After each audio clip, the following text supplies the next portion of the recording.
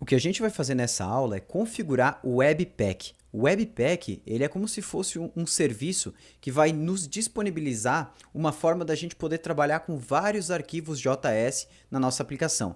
Então a gente vai poder ter, além do arquivo main.js, várias pastas e arquivos, não só JS, a gente vai poder, por exemplo, carregar arquivos de imagens, JSON, arquivos CSS, tudo através do JavaScript utilizando o Webpack. E todo esse código que a gente produzir em JavaScript ainda vai ser transpilado, ainda vai ser convertido em um único arquivo bundle.js com todas as informações, beleza?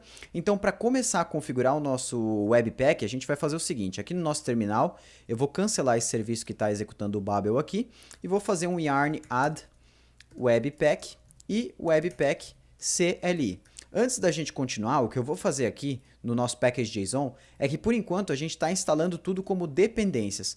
Porém, essas dependências que a gente está instalando aqui do Babel, tudo isso aqui, elas são dependências que a gente vai precisar apenas no ambiente de desenvolvimento e não no ambiente de produção, quando nossa aplicação estiver lá rodando online, beleza? Porque lá no online o Babel não vai precisar fazer nada. Ele só vai gerar o bundle.js e para online a gente vai jogar só esse bundle.js. A gente não vai jogar todo o nosso código da aplicação, tranquilo? Então a gente pode mudar aqui de dependências para dev dependencies, beleza? Com o D maiúsculo aqui. E agora, quando a gente for instalar uma nova dependência, que seja apenas para desenvolvimento, que é o caso do Webpack, eu posso passar um hífen D maiúsculo no final do yarn add aqui, que ele vai adicionar essas dependências aqui também nesse nosso objeto de dependências de desenvolvimento. Vamos esperar ele instalar essa dependência Webpack e a Webpack CLI.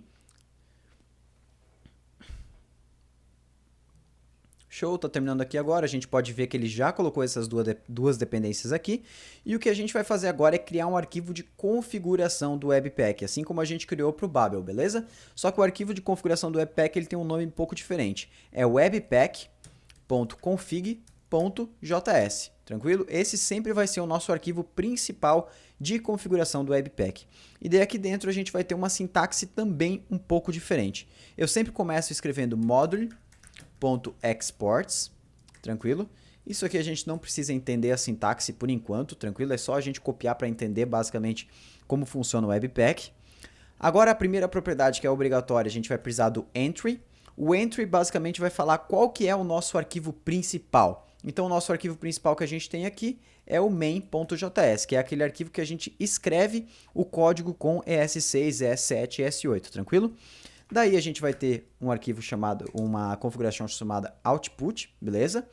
Que é basicamente para qual arquivo que eu devo, para qual lugar e arquivo que eu devo enviar o código convertido para antes do ES6, né? Que nem o Babel fazia utilizando aqui o bundle.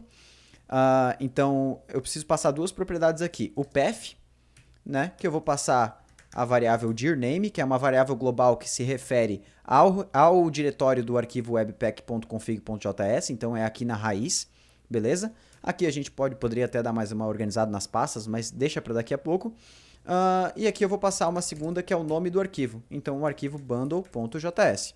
Então a gente não vai mudar nada de como o Babel já estava configurado. E aqui eu vou ter uma nova configuração que se chama module, beleza?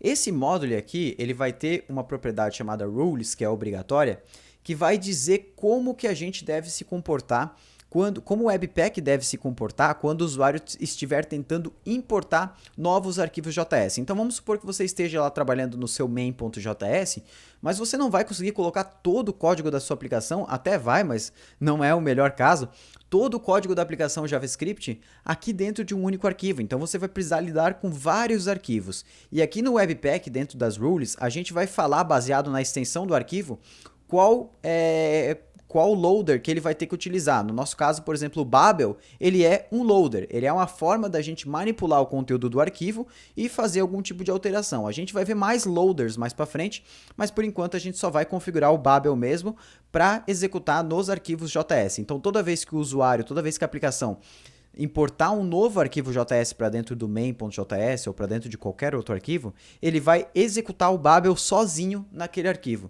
Então a gente não vai precisar mais ter o Babel executando em background. Então agora eu vou escrever aqui teste. O teste ele vai dizer, eu vou criar uma expressão regular para buscar se o arquivo termina com .js. Então eu quero buscar se ele termina com .js, né? O sinal de dólar significa o final e as duas barras significam a expressão regular, e aqui isso aqui significa qualquer caractere, né? Uma barra virada à esquerda para escapar o ponto. Basicamente isso aqui é uma expressão regular, a gente não precisa entender muito bem como funciona isso aqui. Agora eu vou pedir para ele excluir a pasta Node Modules. Por que isso? Porque eu não quero que o Babel execute nenhum arquivo JS daqui de dentro do Node Modules, beleza? Eu quero que ele execute somente nos arquivos do nosso projeto. E eu vou escrever aqui use loader Babel loader. E agora a gente precisa instalar esse Babel loader. Eu vou lá no meu terminal, vou dar um yarn add babel /loader. Acho que é isso aqui que a gente precisa fazer. Não, não é não. É Babel loader mesmo. Vou dar um yarn add aqui. Opa, vou instalar isso aqui como dependência, tá, pessoal? Então, mais um package de dependência. A gente vem aqui no package.json, ele já está aqui, Babel loader. Show de bola? Posso salvar isso aqui agora. E agora a gente vai executar o Webpack e testar se está tudo funcionando, tranquilo? Como é que a gente faz para executar o nosso Webpack? Eu vou vir aqui no package.json. E aqui, ao invés do script rodar o Babel, eu vou trocar aqui. Eu vou botar para ele executar o Webpack. Mode igual development, né? Para ele executar o Webpack em modo de desenvolvimento. E vou passar aqui também aquela nossa "-w", né? hífen "w", para ele ficar monitorando as mudanças no arquivo main.js para executar o bundle novamente. E agora eu vou dar um yarn dev e ver se ele executa tudo certinho.